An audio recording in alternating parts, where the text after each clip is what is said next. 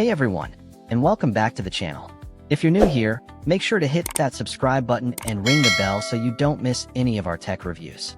So, you're in the market for a new Samsung phone, but you don't want to spend $1,000 on the latest flagship? I totally get it. The good news is that Samsung's mid-range lineup in 2025 is absolutely stacked with incredible options that deliver premium features without emptying your wallet.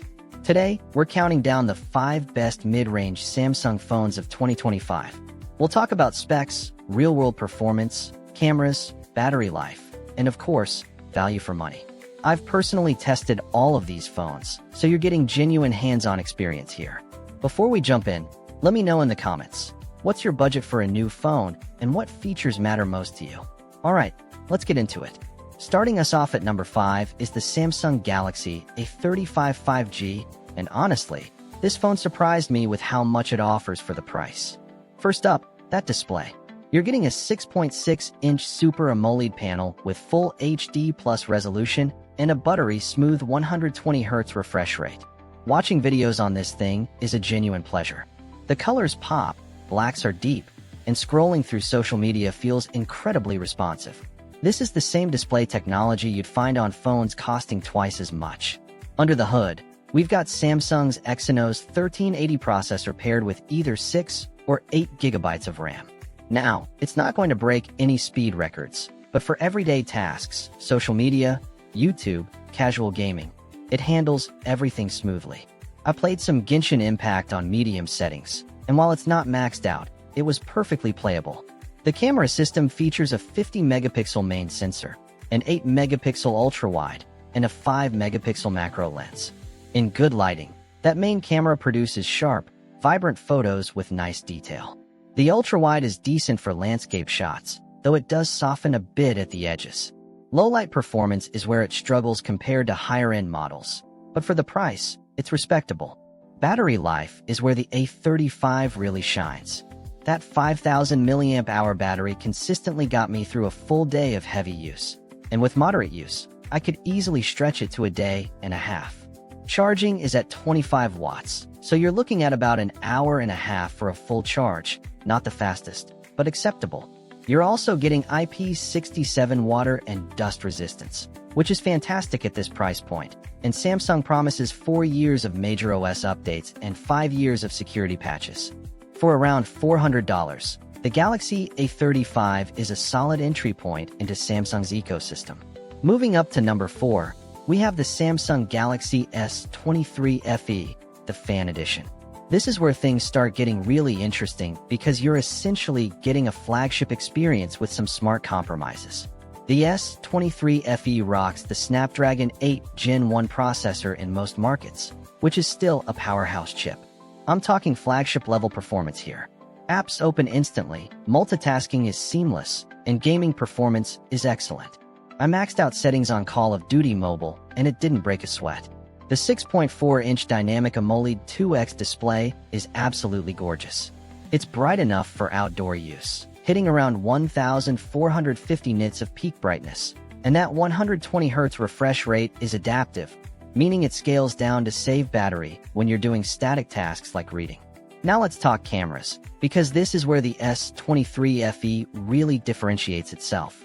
You're getting a 50-megapixel main sensor with optical image stabilization, a 12-megapixel ultra-wide, and an 8-megapixel telephoto with 3x optical zoom. The photo quality is genuinely impressive. Colors are accurate, dynamic range is excellent, and the night mode produces clean shots with minimal noise.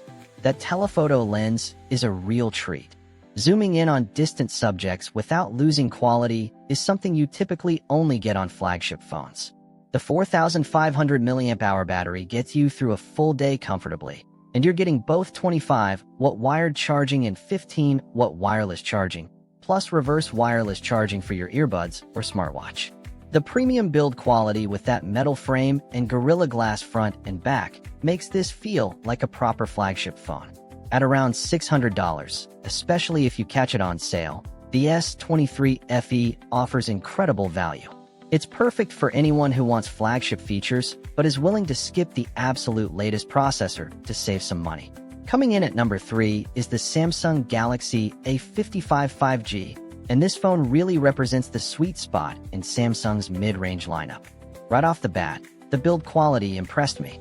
You're getting a premium metal frame with Gorilla Glass Victus Plus on the front. That's the same glass protection as Samsung's flagships.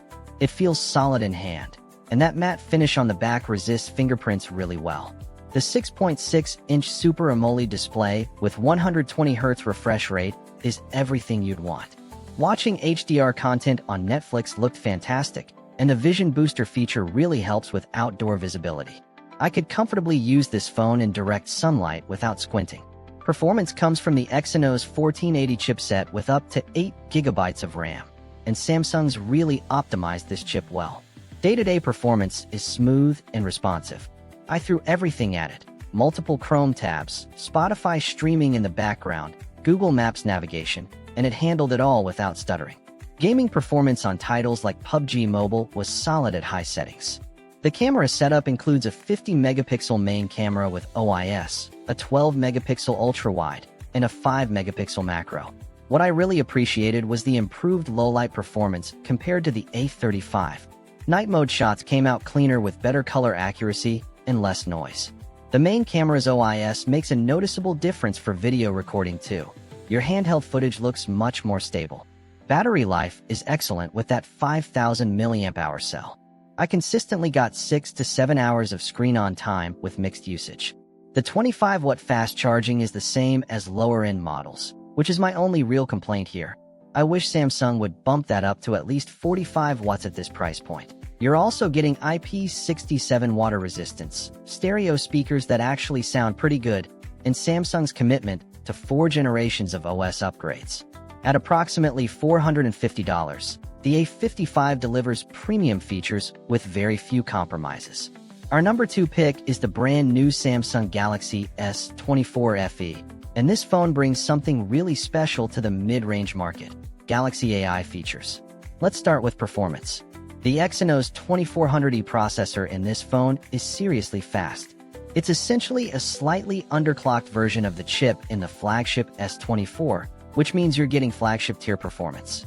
Benchmarks are impressive, but more importantly, real-world usage is buttery smooth. Apps launch instantly, gaming is phenomenal, and even heavy multitasking doesn't slow it down.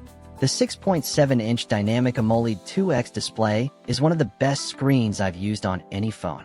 It's bright, like really bright, hitting 1,900 nits of peak brightness.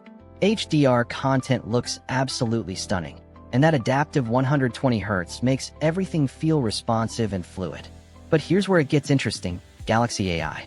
You're getting features like Circle to Search, where you can literally circle anything on your screen to search for it. The real-time translation during phone calls is genuinely useful if you deal with international contacts. The AI photo editing tools let you remove objects, move subjects around, and even generate fills for backgrounds. Some of it feels gimmicky, but features like the transcript assist for voice recordings and the note summarization are genuinely productive. The camera system is versatile with a 50-megapixel main sensor, a 12-megapixel ultra-wide, and an 8-megapixel telephoto with 3x optical zoom. Photo quality is excellent across the board. Samsung's computational photography has really matured, and the AI enhancements for things like portrait mode edge detection work surprisingly well. Video recording at 4K 60 frames per second is smooth and stabilized. The 4,565 mAh battery easily gets you through a full day, and you've got 25-watt wired charging, 15-watt wireless, and reverse wireless charging. Build quality is premium with an Armor aluminum frame and Gorilla Glass Victus Plus. At around $650, the S24 FE is the most expensive phone on our list, but you're essentially getting 90% of the flagship experience with all the latest AI features. If you want the newest Samsung technology without paying flagship prices, this is your phone. And finally, our number 1 pick for the best mid-range Samsung phone in 2025 is the Samsung Galaxy A56 5G. Samsung really knocked it out of the park with this one. The A56 takes everything that worked with the A55 and refines it even further. You're getting the new Exynos 1580 processor, which shows a noticeable performance bump over last year's chip. Everything feels snappy and responsive, and gaming performance has improved significantly. I played demanding games like Honkai Star Rail, and it handled them smoothly at high settings. The 6.6-inch Super AMOLED display continues to impress with that 120Hz refresh rate and excellent color accuracy. Samsung's displays are consistently the best in the industry, and the A56 is no exception. The camera system has seen meaningful upgrades. That 50-megapixel main sensor with OIS captures stunning photos in virtually any lighting condition. Night mode performance is noticeably better than previous A-series phones, producing bright, detailed shots with accurate colors and minimal noise. The 12-megapixel ultra-wide captures solid shots, and while there's no telephoto, Samsung's digital zoom up to 5x is actually pretty usable thanks to computational photography. But here's a game changer: 45-watt fast charging. Finally, this brings the A56 in line with Samsung's flagships. You can go from 0 to 50% in about 20 minutes, and a full charge takes just under an hour. Combined with that 5,000 mAh battery that easily lasts a full day of heavy use, charging anxiety is no longer a concern. The design feels premium with a metal frame and glass back. IP67 water resistance keeps it protected, and those stereo speakers sound great for watching videos or gaming. Samsung's also committed to 5 years of software updates and 6 years of security patches, which is industry-leading support. At around $500, the Galaxy A56 represents the absolute perfect balance of performance, features, camera quality, and value. It doesn't make huge compromises like budget phones, but it also doesn't ask you to pay flagship prices. For most people, this is all the phone you'll ever need. And there you have it, the 5 best mid-range Samsung phones in 2025.